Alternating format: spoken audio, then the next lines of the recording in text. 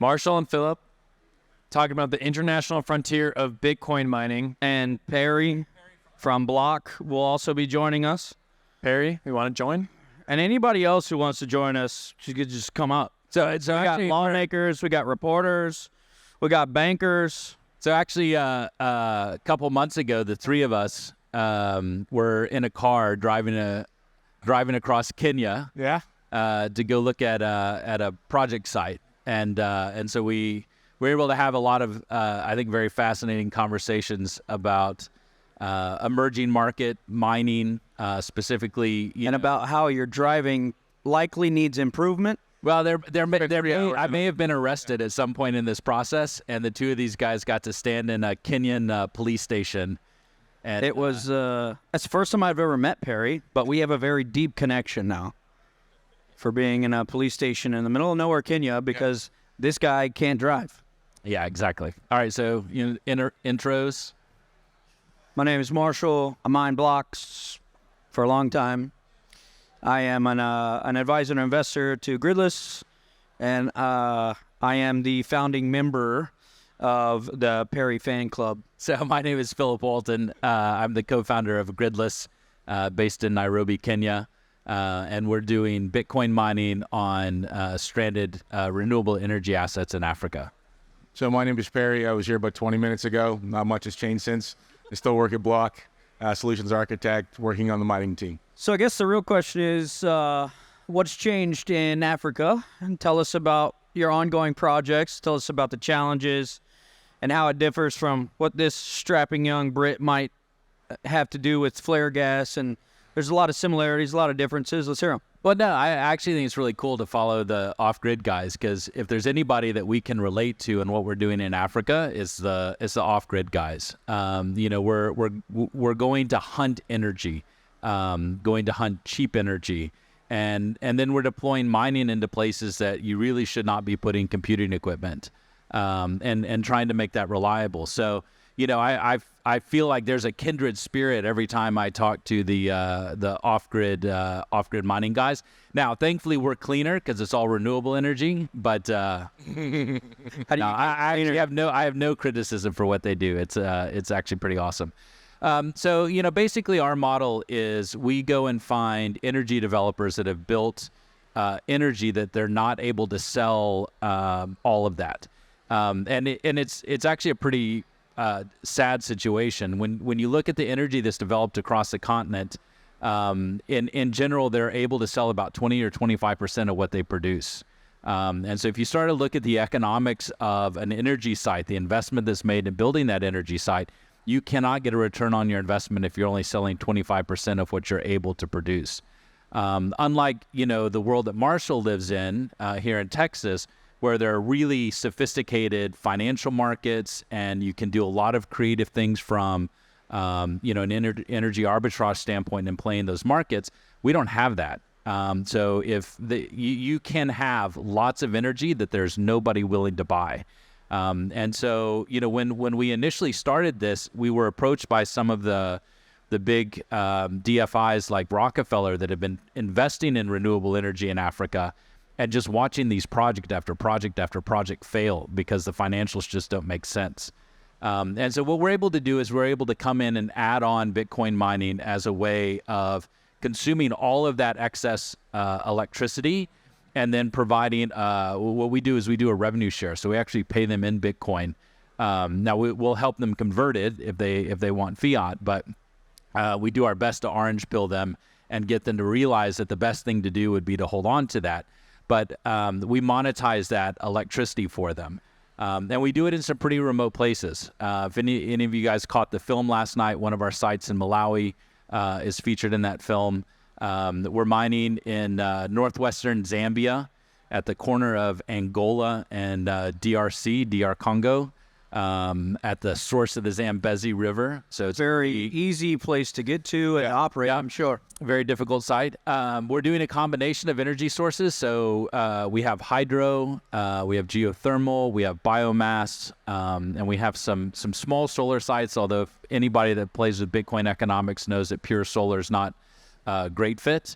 But I think the thing, that we've had to focus on is when we go into a site, we can only take the electricity that nobody else wants. And so we've had to build a lot of tools, which is really where these guys have been a huge help for us as we think about how do we provide better demand response in a mini grid and make sure that that grid stays up, right? So if we get something wrong and cause the grid to trip, that has an impact on the consumers. And then if we prevent the energy generator from selling a unit because we're taking it for Bitcoin, then that has an impact on them. So we really function as a buyer of last resort. Well, I mean, not only that, I think, we've heard so much about how hard it is in Texas with ERCOT balancing the grid, frequency response. There's 2 gigawatts of Bitcoin mining. I think it's 80 gigawatts of peak load total in Texas. The grid we're talking about here can be 250 kilowatts. And so, balancing that, someone turning on a blender and a miner not turning off, it's real-time fluctuation. Like, it doesn't get any harder than this. I saw it firsthand. We had miners, and all of a sudden I look over, like there's a micro turbine or water turbine, and all of a sudden, there's a resistor in there and the PLC's being turned because the miners couldn't react fast enough. And that's the kind of stuff that if we can, it's economically, beneficial to the miners and to the village. If that, instead of that electricity going to heat, and it has to go somewhere, right? You don't want to damage your equipment, but how can we, make it so it reacts fast enough? And if you can do it there, you can do it anywhere. The oil and gas sites where they have fluctuating, natural gas, and then from there bringing it to, these giant grids like Texas or any of the other ISOs. Yeah, I mean, to that point, like some of these mini grids, we're 75 to 80% of the demand on the grid at any point in time, which means if our phases aren't in balance, that has an impact on the grid. The fan goes down. Yeah, right. And so there are all these little things that we have to pay attention to, and so like one of the things that we've had to do is actually integrate into the generation and the grid side from a data standpoint. So monitoring frequency in real time, and if the frequency drops below a threshold, we start killing miners as fast as we can to get that frequency back up. We're even doing things like managing the water level. So on a hydro site, there's a section leading into the turbine, call it forebay, and you can look at the water level there. And so we'll turn miners on and off to keep the water in the forebay at a specific level. So yeah, quite a bit different than like a big mine, where you're paying for electricity, so you keep we got it on. so easy. It's so easy for you guys. That's what Marshall told us when we started this. Like, Bitcoin mining is easy; everybody can do it. Yep, I definitely said that. But you also, I mean, when I was heading out there, he's like, we got to take you to this one site. It's a little harder to get to. The first 5 hours aren't bad. There's a road. It's gravel, but there's still a road. The next 5, it's a dirt road that's one way, bumpy. And then after that, I don't know if we were camping there or walking. And I said, you know what? I'll come to Africa, I'll come to Kenya. And for the first time, let's go to one where we can drive the whole time. And that would be great.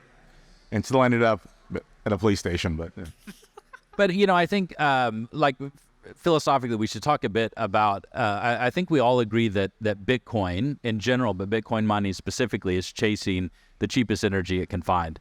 And so, when you look at energy at scale, that's one way to get cheap energy. But I think that, we have a pretty unique opportunity in emerging markets, which is, really what this is talking about, where, we can build energy at a lower cost than almost anywhere else on Earth. And so, when you look at like run-of-river hydro as an example, is quite feasible to get down to, a 2-cent LCOE, which suddenly makes Bitcoin mining extremely profitable. And, a lot of what we're thinking about now is how do we go from just being an add-on to existing energy to actually driving the development of new energy, because we can get a cheaper price for that energy, and then be able, if the community wants to buy it, then we sell it to them. But otherwise, we have an always ready buyer in Bitcoin. Yeah, it really changes the economics where there's no central grid, no central clearing, no central settlement. And so if you can use Bitcoin mining as this like synthetic real-time market, then you can actually change the ROI schedule on how quickly you can pay back for a hydro dam. Almost all of your customers and your partners are like upside down on their build-outs. 100%. Okay, all of your partners are upside down on their build-outs. And as part of my due diligence before I invested in them, I talked to all of them. And within like the first month, everybody else I talked to your partners at Hydrobox, and they showed me graphs where there's a very clear inflection point of revenue and realized savings for the community right when you started, like the first day. So that's something unique that you can't do if there's a real-time settlement market, because you are the real-time settlement market synthetically. And to add to that, I mean, there's no distribution. You have all these huge projects and then these smaller projects, but if you can build it close to where the people are, and if they don't use much electricity, the utility still wants ROI. Then they're going to charge a higher price. Mining allows you to, bring that cost down, increase penetration. And, I think one of the things you had told me was, I think it's like 60 some odd percent. Most of Africa, rural Africa, doesn't have electricity. Yeah, no, 60% of the people in the world that don't have electricity today are in Africa. Yeah. So there's a massive number of people that do not have access to electricity in Africa.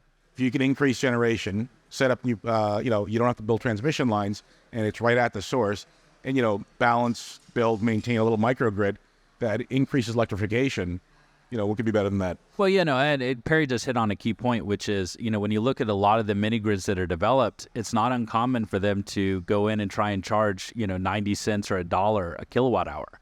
So you're charging more money to the poorest people. And so then what happens is you don't see an uptake in the usage of electricity. And I think, what we see is this opportunity for Bitcoin to be, a global market maker for the value of a unit of electricity. And if somebody will pay me slightly more than that, which, right now is about 8 cents a kilowatt hour, then I'm going to sell electricity to them. And if nobody will buy that, then I'll use it for Bitcoin. And that one change in and of itself will make the development of these energy projects financially viable for the developer and, more importantly, for their investors. So maybe we can talk about some of the technical challenges that actually both of you have been helping us think through. When it comes to the design of miners specifically for this environment. Yeah, I mean, most miners now, like there might be 4 fans on the miner, 3 in the PSU, but each one of them represents a single point of failure. So if you're mining, 17 hours away from where you got to go, you don't want 7 different points of failure. So, I think the more stranded power that, Bitcoin mining goes to, the more reliable the hardware has to get. So if you've got, 20,000 machines in a warehouse and you have an ops team, you can pay maybe a little less or get, not as reliable hardware. But if you've got these small 50 kilowatt, 70 kilowatt microgrids, and, if one goes down or one machine or something else happens and you're 80% of the load and all of a sudden, you're overspinning the turbine, the village doesn't get power, it's a vastly different outcome of, the consequence of unreliability. And so, I go back to it, this to me is like the perfect little petri dish of, if we can make it balanced, we can make it reliable here, we can do it pretty much anywhere. And then you can go to these remote places that, whether it's oil and gas sites, whether it's, stranded power at old towns, old paper mills, whatever it may be. And it's easier for people to deploy and easier for them to run. Well, I mean, even like a specific capability that we've been talking about that you just brought up is, if I'm 80% of the demand on a grid and I'm essentially having to turn machines on and off to balance that grid, that's not the most efficient way to mine. The most efficient way to mine is for me to underclock. But the problem with underclocking is today the machine reboots. And so when that machine reboots, I get imbalance in the grid.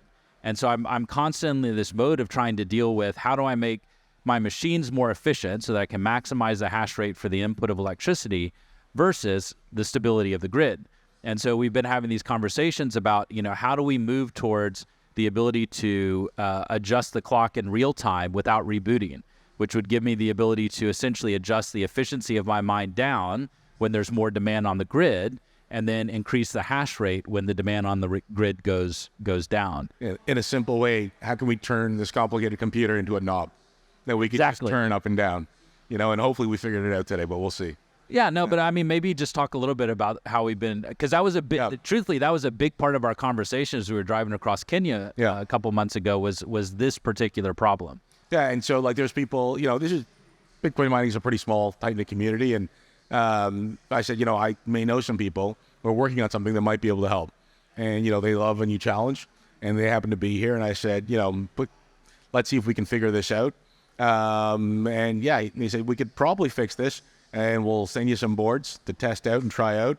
And, it increases your profitability, increases your efficiency, and, and the reliability and longevity of the machines as well. And so, it took about 4 hours. We got pulled over for a reason. We needed that time to brainstorm. But yeah, from all that, we figured, eventually we'll come around. Sometimes it takes time to resonate, and hopefully, you get those boards in a week or two. It works. But I mean, even this morning, you and I were talking about what's the name of the new mining, the sponsors? It's on the back of every there. chair here. Yeah. It's on every chair, on the screen. Up there. But that's even a feature set that they're looking to develop into their miners. And it's interesting. I like living in Africa. It's hard because I don't get to hang out with a lot of Bitcoin miners, and so a lot of You are the Bitcoin miner. yeah, exactly. So a lot of what I take in is listening to podcasts, and I'm starting to hear more and more on these mining podcast guys talking about this dynamic ability to clock, underclock, or uprate their machines. So I think that there's some interesting things that are going to come out of the innovations that we need to develop to solve specific problems in environments like Africa, that ultimately are gonna work their way back into. Yeah, why don't you talk us through some of the unique challenges outside of the grid demand response issues that you've seen in Africa that are very different from what I might see here? Well, the number one is connectivity. So if your mine's not connected, you can't make money, and so Load.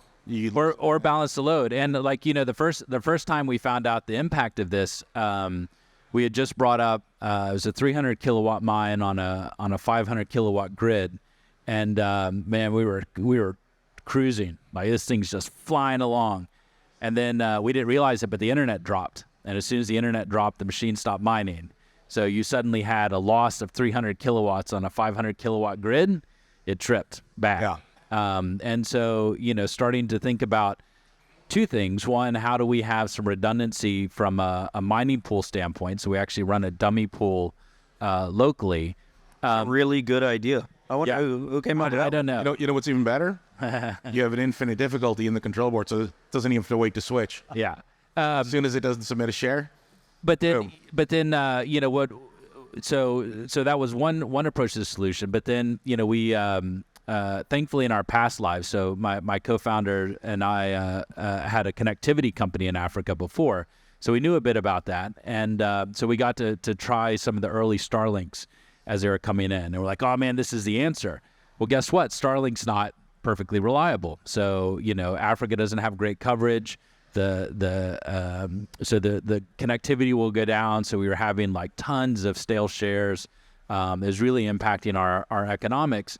And so then we had to start looking at, how do we solve that? So, what we've ended up doing is we actually deploy, interestingly, it's the product that we built in our last company, which is a rugged microserver that's designed, for rough African environments.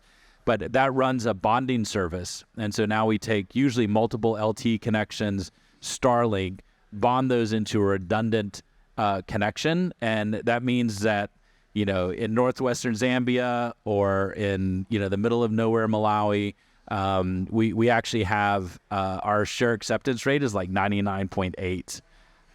And so that's been one of the big challenges is getting connectivity. Like we have challenges as an example. I love the guys at Giga. I love what they, the way that they design their stuff. And so we were super excited to bring some of their containers to Africa. And so we're working on the first one coming in, and we go to do the math on the customs, and it's going to be $100,000 for a 20-foot container by the time we get it landed in Africa. That's just not going to work. I mean, there's no way to make those economics work. And so, we had to sharpen our pencil and actually start manufacturing, containers locally. And so, that's been a big thing that we've had to overcome. But then you think about, okay, so, we build a really nice mining container. It's got all this stuff in it, the switch gear, everything. and then we need to ship it, to Zambia. Well, what does that look like? It's 14 days over road. And by the time it got there, we showed up about the same time. We opened the door, and we'd put the miners on pallets, so they were all pretty safe. And then we started sweeping up, and something like half of all of the bolts in the container were on the floor. The switchgear cabinet has started to come apart. And so, having to think about things that are really not problems in most of the mining environments. Those are issues that we have to Loctite. Lots of Loctite. Well, we now Loctite them, yes. But even the size of the container. Or we build them like Defenders, like Land Rovers, and we just rivet them together. But even the size of your container, it has to be like 20 feet, I think, at max, just because that's the width of the truck, the width of the roads, the turning radius. If these are things we never have to think about in North America. Well, so there's a weight constraint on the cranes. So if you're using a truck to take a container out, it's really hard to find one that has a crane big enough to move a 40-foot container. And so like the other day, we were deploying just outside of Nairobi at a geothermal site. And we didn't remove the miners. So I don't know if you guys know this, but so 20-foot container, 500 kilowatts, it's 144 miners. Those 144 miners are a ton and a half. And so because we didn't remove those, as the crane, the crane operator miscalculated his load, and as he's pulling the container over, the truck just goes. Zoop. So yeah, those are challenges that may be a bit different than this part of the world. But I mean, the one thing is, like when I was down there, we were there for the Africa Bitcoin Mining Summit. I was shocked at how many people were mining and at what scale and how much power there is. And it's all clean power, and you guys are open sourcing that container design. And so, leading the way, and like, I think it's going to be the next place. Like, there was Canada, Northern Europe, Texas.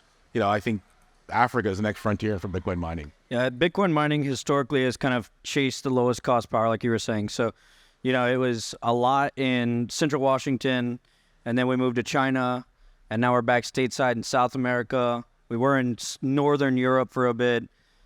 I can tell you I'm not deploying at scale anywhere except for Africa over the next 5 years. There's no other place to do it. Well, and actually, that's, I think, one of the messages I want to get across in this is there's a huge opportunity, and I think Africa is a very exciting place. It is a different challenge set. We're going to have to innovate differently in order to capitalize on that. But our neighbor to the north, Ethiopia, is bringing on a gigawatt of hydro. There's nobody to take that electricity. No one.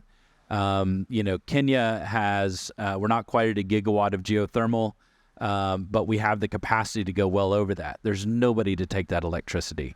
DRC has, it's estimated a few hundred megawatts of hydro that's built, constructed, and is no longer operational because the economics didn't work. So, the scale of energy access could be quite substantial. And, as I think we've all mentioned, it is predominantly renewable. And we're not renewable because, we're ESG freaks. Makes sense. We're renewable because it is the most cost-effective way of producing electricity, and we have the renewable energy assets there. And so one of the things as gridless, obviously gridless, we're out trying to build our own Bitcoin mines. We're trying to help develop new energy integrated with Bitcoin mining, and really advance the availability of energy on the continent. But as part of that, we created an organization that hosted this conference that Perry was talking about, the Africa Bitcoin Mining Summit, and that's GAMA, the Green Africa Mining Alliance. And so now we have miners from Congo, Nigeria, Zambia, Guinea, Ethiopia. And we've done things like, so we had to engineer this mining container based upon parts we could buy in Africa that could be assembled in Africa. And instead of, keeping that proprietary, we open sourced it so that, somebody from Ethiopia, if they want to, can just take those designs, get local manufacturers to assemble that. And, I think that's a big part of what we're trying to do is not just for ourselves grow, the hash rate on the continent, But if we all believe in the importance of distributed hash rate, and getting mining proliferated into more geographic areas, we think the best way to do that is by encouraging other people to develop Bitcoin mining on the continent, and it's starting to happen. And I think it's just going to continue to grow. Yeah, I mean, I think we take for granted here, we're building something, we need a couple of parts, or, it's not as reliable as you want. Amazon next Home day. Depot, Amazon, whatever. It's not until you get down there and you're looking at this container, and then, they'll tell us, okay, so you need something, but you're 17 hours in this jungle, you've got, and that's it. And that's what, it just got us thinking. I'm like, if we can make it work here, we can make it work anywhere, and that's the really cool part. And so, yeah, it's a challenge from a hardware standpoint, from a software standpoint. It's a smaller grid, not harsh conditions, but like remote conditions, I would say. And, it's a challenge. It's a fun challenge. And, when you can see, when you took us to that site, I think someone pointed out that, like the last time you were there before you had set up, that person was grinding, I think it was flour, the stone mill, and now it's all electrified.